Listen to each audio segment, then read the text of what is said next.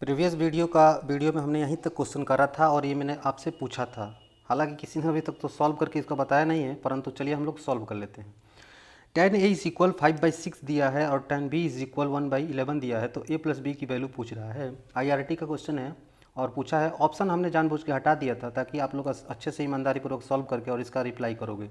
चलिए कोई बात नहीं है, हम सॉल्व करते हैं। tan a is equal 5/6, tan b is equal 1/11, तो a plus B is equal क्या होगा। तो डायरेक्टली हवा में a प्लस बी का कोई वैल्यू नहीं है, हवा में कोई भी चीज़ नहीं होता है, फाइंड तो करना पड़ेगा। तो फाइंड करने के लिए a प्लस बी को कुछ सहारे की ज़रूरत है। तो यहाँ पे हम साइन से लेके और कोसेक तक राउंड अप करेंगे तो देखेंगे कि साइन से लेके कोसेक यहाँ पे साथ ही जो होगा a प्लस बी का, कहने का बस यही मतलब था, tan होगा। क्यों होगा आप बोलोगे, मैंने यहाँ पे दिया है a प्लस बी, तो मैं अगले ही क्षण अभी लिखने वाला हूँ tan a प्लस बी। समझिए ध्यान से बात को। आपका क्वेश्चन होना चाहिए कि सर आपने tan ही क्यों लिया, आप तो कुछ भी ले सकते थे। मैंने कहा नहीं बेटा, देखिए हमने tan इसलिए लिया क्योंकि यहाँ पे tan a की वैल्यू दिया है और tan b की वैल्यू दिया है, तो इसलिए हमने tan a प्लस बी के प्रोटेक्ट करने के लिए मैंने tan ले लिया। तो मैंने a प्लस बी के स्थान पर लिखा कि tan a प्लस बी, कोई दिक्कत नहीं। और इसका फॉर्मूला पता होता है tan a प्लस बी का कितने लोगों को, तो आप याद करो, वीडियो पोस्ट करके सोचिए कि tan a plus B is equal क्या होता है। आपको पता है, हाँ ठीक है, तो लिखिए tan a plus B is equal tan a plus tan b upon 1 minus tan a into tan b। कोई दिक्कत, आपने बोला नहीं, तो मैंने बोला कि tan a की वैल्यू रख दीजिए 5/6, आपने रख दिया। मैंने बोला प्लस, तो प्लस, और tan b की इज इक्वल 1/11 रख दीजिए। 1 माइनस tan a की वैल्यू रखिए 5/6, मल्टीप्लाई है तो मल्टीप्लाई, और tan b की रखिए 1/11। बस इसको सॉल्व कर दीजिए, जो भी आएगा आपका वही आंसर हो जाएगा। तो इसको सॉल्व करके अब इतना आप बताइएगा कि कितना आंसर आ रहा है। आप सॉल्व कर लेंगे इसको, कोई दिक्कत वाली बात नहीं है। आगे बढ़िए। ये आपका क्वेश्चन है मैथ से। निम्न चित्र जो ये फिगर दिया है, बोल रहा है कि ई और एफ, ये जो ई एफ है बी सी के पैरेलल है, ये इसके पैरेलल है, ठीक है, ओके। तो ये इसका पैरेलल है, तो यहाँ पे बोला है कि ए ई और बी ई का जो ए ई संबंध में और बी ई इज इक्वल है 4:1, तो 4:1 यानी कि देखिए मैं लिख दे रहा हूँ, चीज़ों को ध्यान से समझिए। A E by B E is equal to 4/1 है, यानी कि ए ई की वैल्यू 4 दिया है, तो यहाँ पे मैं ए ई का जो ये वैल्यू है 4 रख दूँ, कोई दिक्कत नहीं है। बी ई की जो वैल्यू है, यहाँ पे बी और ई यहाँ से लेके और यहाँ की वैल्यू है 1 रख दिया।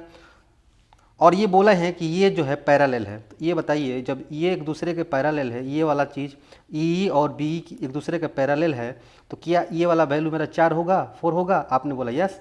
और यहाँ पे 1 है, तो क्या ये वाला वैल्यू 1 होगा, तो आपने बोला यस है, कोई दिक्कत नहीं है। क्यों, क्योंकि यहाँ पे बोला है क्वेश्चन में कि ई एफ बी सी के पैरेलल है, तो यहाँ पे दिक्कत वाली बात तो है नहीं।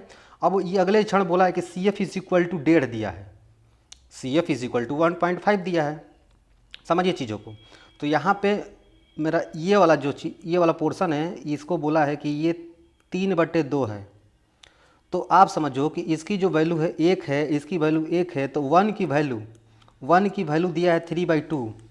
समझिएगा, 1 की वैल्यू दिया है 3/2 के बराबर, तो ए एफ का मान पूछ रहा है, तो A F is equal to कितना हो जाएगा, तो A F is equal to 4 है, तो 4 × 3/2 तो कितना आ जाएगा, 6 इज राइट आंसर। तो डी इज करेक्ट आंसर, मेरा कितना होगा, डी इज करेक्ट आंसर। ध्यान दीजिए, स्क्रीनशॉट लीजिए, take a screenshot please, D is correct answer. आगे बढ़िए, ओके। चलिए इसको ईमानदारी से, पहले सभी स्टूडेंट्स से मेरा नम्र निवेदन, आग्रह है, प्रार्थना है कि इसको वीडियो को पोस्ट करिए और इसको ईमानदारी से सॉल्व करिए। IRT का क्वेश्चन है फ्रेंड्स ये, ठीक है।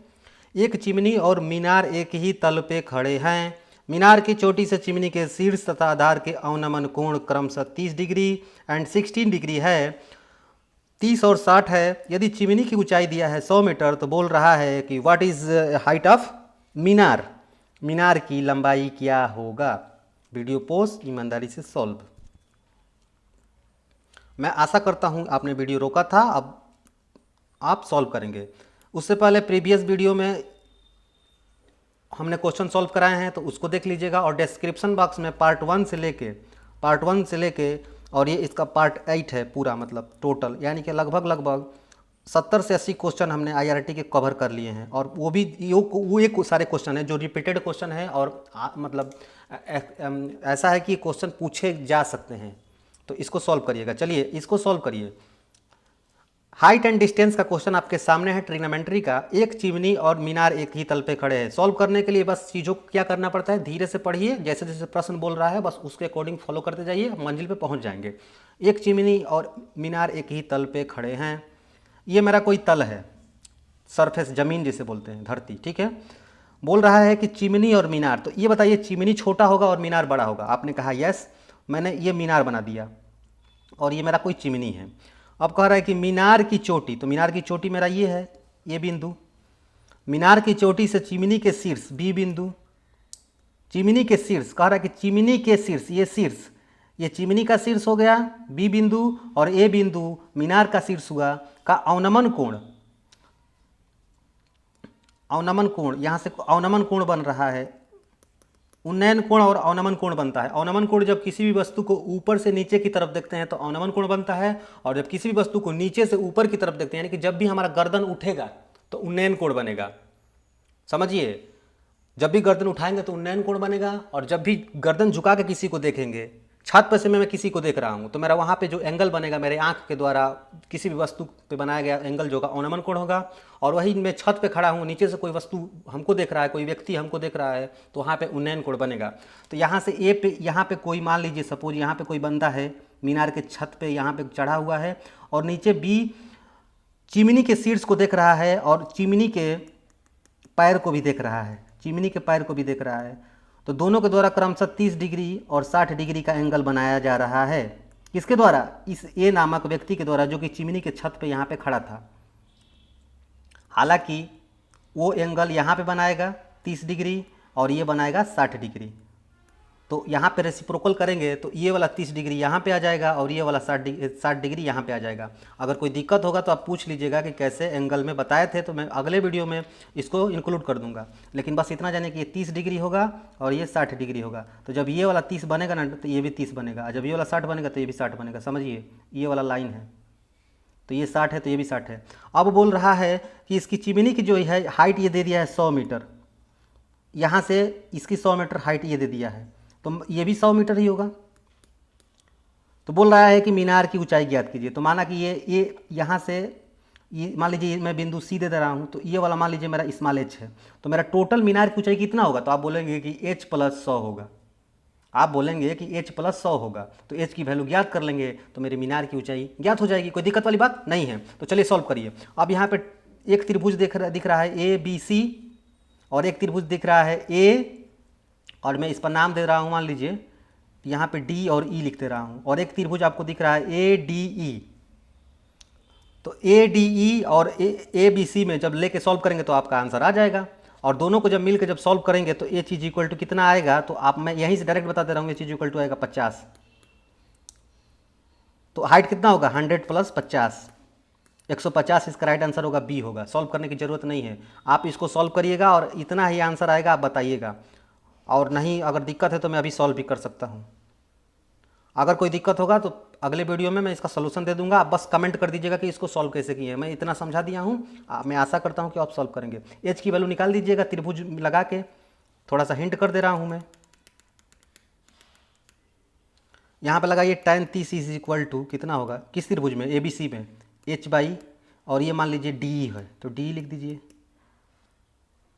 उसके बाद से tan 60 लिखिए, किस त्रिभुज में, ADE में, और वहाँ पे h + 100 कर दीजिए, h + 100/DE। 2 इक्वेशन आया ना, आपने बोला यस, दोनों को सॉल्व कर लेंगे ना, आ जाएगा मान। और जब हल करेंगे इसको सॉल्व करेंगे तो 50 आएगा, तो B is correct answer. Next देखिए, अगर कोई दिक्कत होगा प्लीज़ आस्क योर डाउट। ये क्वेश्चन तो शायद सॉल्व हो चुका है प्रीवियस वीडियो में, ठीक। इसके जो पार्ट नंबर 7 में इसको सॉल्व किए हैं हमने, तो आप इसको देख सकते हो। इसका राइट आंसर कितना था, 6, 8, तो 10 होगा इसका राइट आंसर।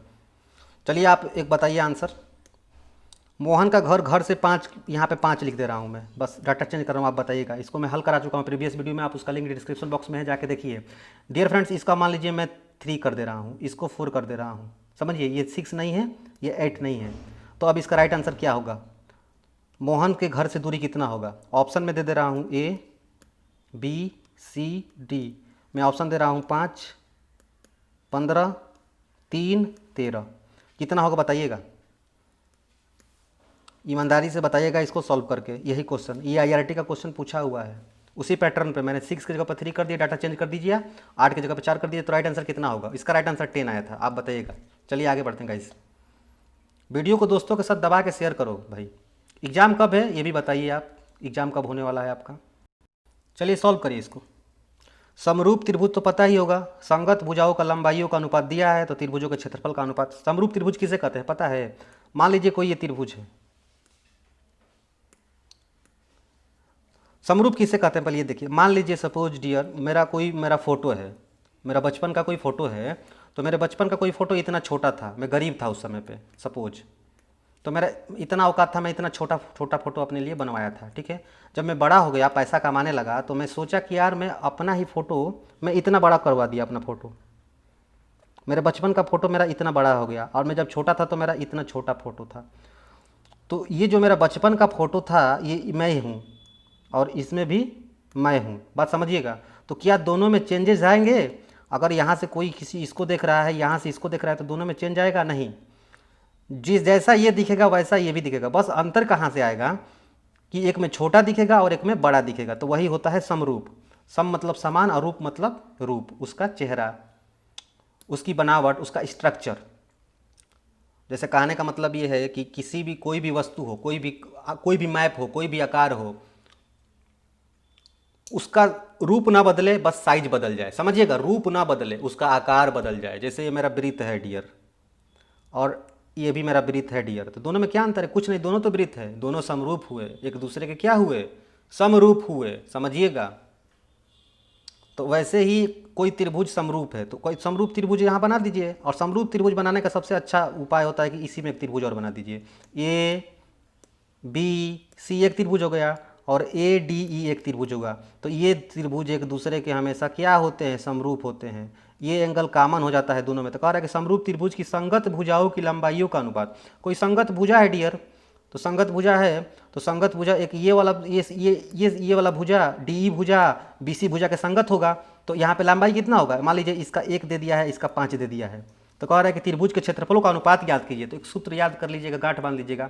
त्रिभुज का क्षेत्रफल, त्रिभुज का क्षेत्रफल, त्रिभुज का क्षेत्रफल, त्रिभुज 1 का क्षेत्रफल, त्रिभुज 2 का क्षेत्रफल इज इक्वल टू भुजा, जो उसका जो आर्म है, आर्म बोल देते हैं, आर्म 1 का स्क्वायर बटे में आर्म 2 का स्क्वायर होता है। हाई स्कूल में पढ़े होंगे आप लोग। तो आर्म 1 का मान दिया है, एक दिया है, और आर्म बी का मान दिया है, दूसरे भुजा के दिया है 5 दिया है। दोनों का स्क्वायर करेंगे तो 1/25 होगा। इसका राइट डी होगा आंसर। IRT ने पूछा है इस क्वेश्चन को, तो समझ गए होंगे आप लोग। समरूप त्रिभुज की भुजाओं, समरूप त्रिभुज की संगत भुजाओं की लंबाइयों का अनुपात और त्रिभुज के क्षेत्रफल में जो संबंध होता है, area A1 upon area A2 is equal to delta 1 upon delta 2 is equal to R1 upon R2 का होल स्क्वायर होता है। इस सूत्र को याद कर लीजिएगा। आगे बढ़िए। तो इसका राइट आंसर डी को जाता है। बताइए, इसको सॉल्व करिए। मूल बिंदु से बिंदु 3, 4 की दूरी कितनी होगी? देखिए, ये मेरा है चतुर्थांश जिसे बोलते हैं, मेरा चतुर्थांश है, जिसके 4 पार्ट होते हैं। पहला चतुर्थांश, दूसरा चतुर्थांश, तीसरा चतुर्थांश और चौथा चतुर्थांश। इसी में पूरा मेरा 2D का डायग्राम कोई भी है बनता है इसी चतुर्थांश पे, ठीक है। 2D और 3D में बता चुका हूँ, आप समझ रहे होंगे मैं क्या कहना चाह रहा हूँ। 2D मतलब लंबाई और चौड़ाई होता है। तो कह रहा है कि मूल बिंदु, तो इसका मूल बिंदु O हो गया, और ये मूल बिंदु का जो निर्देशांक होता है 0, 0 होता है। कक्षा 6 से पढ़ते आ रहे हैं हम लोग। और कह रहा है कि 3 मीटर 3 और 4 इकाई की दूरी, तो दूरी बताइए। देखिए, x डायरेक्शन में मैंने 3 चल दिया यहाँ पे 3, और y डायरेक्शन में मेरा 4 चल दिया यहाँ पे 4। दोनों को मिला दीजिए, यहाँ पे कट कर दिया, ए बिंदु आ गया मान लीजिए। तो यहाँ पे निर्देशांक होगा 3 और 4। तो कह रहा है कि दूरी ज्ञात करो। तो 0, 0 से 3, 4 को मिला दीजिए, तो यही दूरी ज्ञात करना है, OA। तो OA की लंबाई होगी, सबको पता है, अंडर रूट में 3 - 0 का स्क्वायर प्लस 4 माइनस 0 का स्क्वायर इज इक्वल टू कितना होगा बताइए? 5 होगा। 9 ये होगा और 16 ये होगा, दोनों को जोड़ेंगे तो 25 होगा, अंडर रूट निकालेंगे तो कितना होगा? 5 होगा। राइट आंसर 1 हो जाएगा।